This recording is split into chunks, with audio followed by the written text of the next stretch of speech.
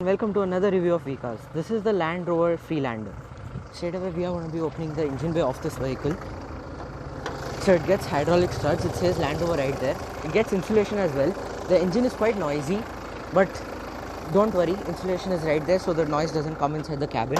It says Land Rover in bold right there. Now these are the headlamp washers, so they actually pop out, whereas in other cars it's neatly packed inside, and whenever you use the wiper it comes out and it sprays. So this is always outside. So it gets a projector setup and LED DRLs as well, but halogen indicators. These are the fog lamps of the car. It gets aggressive front grille, which is finished in black. It says Land Rover right there.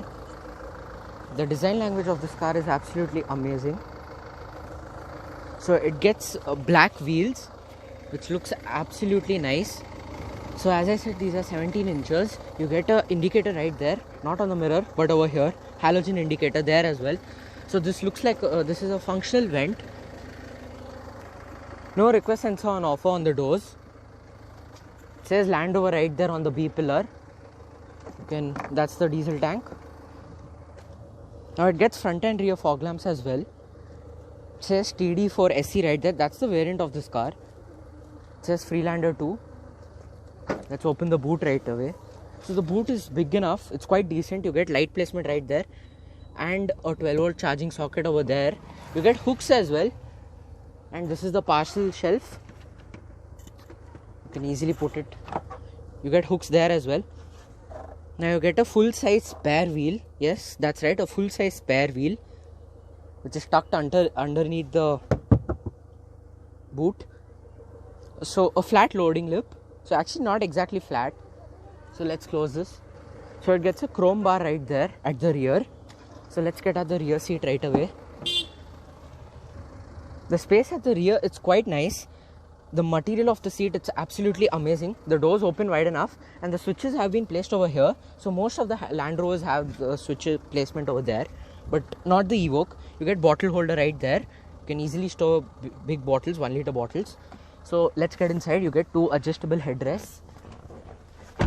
Now you get a moonroof for the rear passengers. This doesn't open, but you can put that and you just leave it and it slides back. Slightly scooped out seat backs. You get a rear center armrest. Yes, that's the rear center armrest. And you get some storage space below it. You get speaker placement over there as well. And over here, chrome door handles. Headroom is quite decent. Even the legroom is very nice. You get light placement over here as well.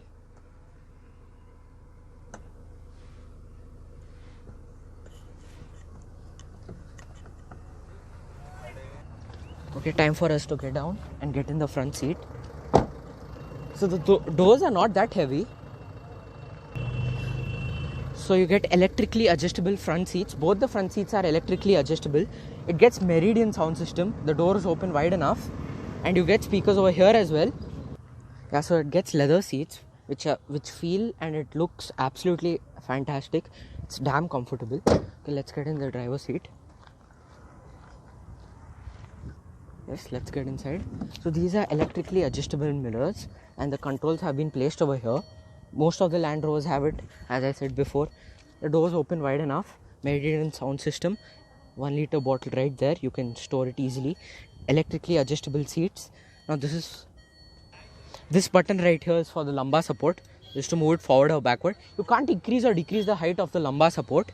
So let's get inside. You get some storage space over here. Okay, so as I said before, you get some storage space there. This is to increase or decrease the brightness of the instrument cluster. Let's get inside and close the doors. The interior looks absolutely fantastic.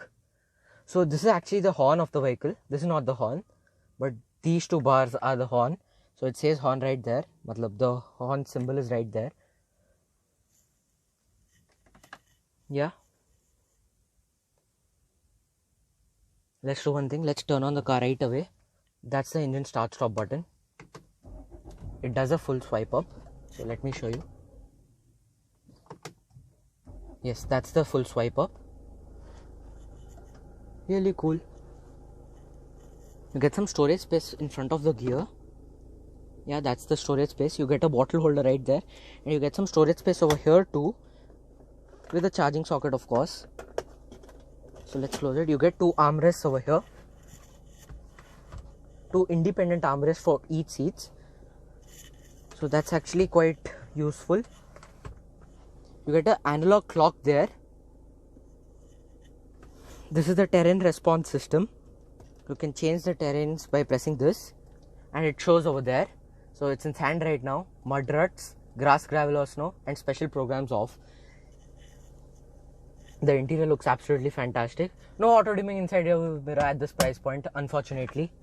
Okay, so you get a mirror here, but you need to turn on the light manually, unfortunately. Same as the case here, mirror with the light, but you need to turn on the light manually. So I just press this and this slides back.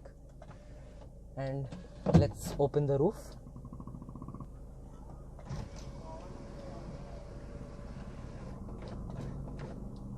Yeah, the roof is open now. Let's close it.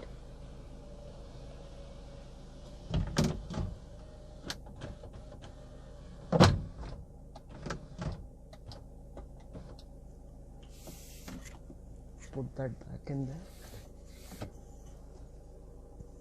So it gets a touchscreen infotainment system with navigation as well. So this navigation is not that slick, but yet it is quite useful.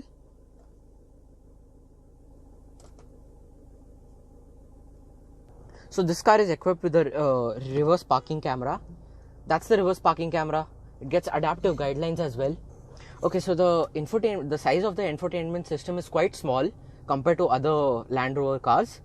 So the Range Rover Evoque gets a slightly higher, the slightly bigger infotainment system. But yes, this is quite nice. Basic AC vents, no chrome treatment around them. So this is to turn on and off the traction control. This is for the downhill assist. So these two buttons right here is to unlock the doors. This is for the parking sensors. This is to eject the CD. You can put CDs as well, but who puts CDs these days? So that's for the flasher. So these are the AC vents. This is for the windscreen defoggers, front and rear. Now this is for body, this is for windows and head, and this is for foot. You get 3 modes. This is to increase or decrease the temperature. So this dial looks slightly Mercedes, like Mercedes cars use such dials. This type of dials, 16, 18, 22, like that, in that format. So you can browse through and change various informations over here, clock, etc., volume, language, audio, screen, etc.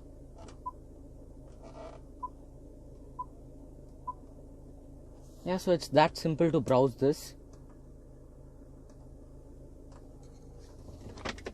That's the glove box. It's decent size. It says airbag right there. Now you get a light placement over here too. Okay, so these buttons right here is for the cruise control. This is to increase or decrease the volume and to change track or to change the mode as well. And this is to browse through information on the multi-information display. This is same as the one in the Evoque. So actually it's the same with other Land Rover cars as well. Yeah, so this is to answer or decline a call. This is for the horn. And these controls right here is for the windows and the exterior mirror. It's placed slightly high, so you get a proper feel when your hand is over here and you're driving. Yeah, so most of the Land Rovers have that thing. So, and this lever right here is for the indicator and the lights. It gets automatic lights and it gets automatic windscreen washers as well. So it gets automated lights. It gets front and rear fog lamps as well. And this button over here, it's to browse through information on the multi-information display. So let me show you. By pressing that button, you can browse through distance to empty, trip data, etc. And this is for the wipers. It gets front and rear wipers as well. It gets a rear wiper washer also. Yeah. Overall, the car is fantastic. The feel is also nice, and the interior quality. No hard plastics are there, but not so much. But it's quite nice. A decent car.